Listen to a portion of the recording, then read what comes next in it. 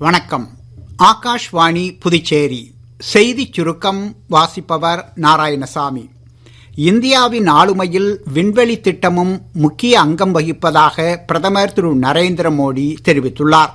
2வது தேசிய விண்வெளி தினம் இன்று கொண்டாடப்படுவதை ஒட்டி பிரதமர் விடுத்துள்ள காணொளி செய்தியில், கடந்த 11 ஆண்டுகளில் விண்வெளித் துறையில் பல்வேறு சீர்திருத்தங்கள் கொண்டுவரப்பட்டு ஒன்றன் பின் ஒன்றாக சாதனைகள் படைக்கப்படுவதாக தெரிவித்தார்.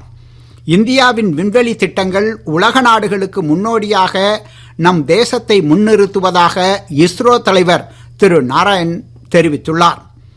உலக அளவில் நடத்தப்பட்ட ஆய்வில் மக்கள் விரும்பி செல்லக்கூடிய நகரங்களில் புதுச்சேரி 2வது இடத்தை பிடித்துள்ளது என்பது நமக்கு கிடைத்த பெருமை என அமைச்சர் திரு லட்சுமி நாராயணன் தெரிவித்துள்ளார்.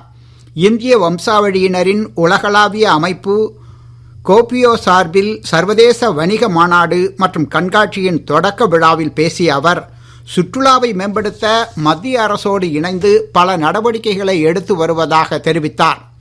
கஜகஸ்தானின் ஷிம்கேண்டில் நடைபெற்று வரும் ஆசிய துப்பாக்கிச் சுடும் சாம்பியன் போட்டியின் கலப்பு இரட்டையர் பிரிவில் இந்தியாவின் அர்ஜுன் பபுதா இளவேனில் வாளறிவன் இணை இறுதி ஆட்டத்திற்கு முன்னேறியுள்ளது.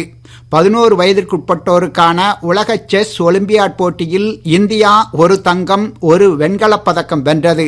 கொலம்பியாவில் நடைபெற்ற இப்போட்டியில் பிரதமேஷ் தங்கப்பதக்கத்தையும் இளம்பருதி வெண்கலப் பதக்கத்தையும் வென்றனர்.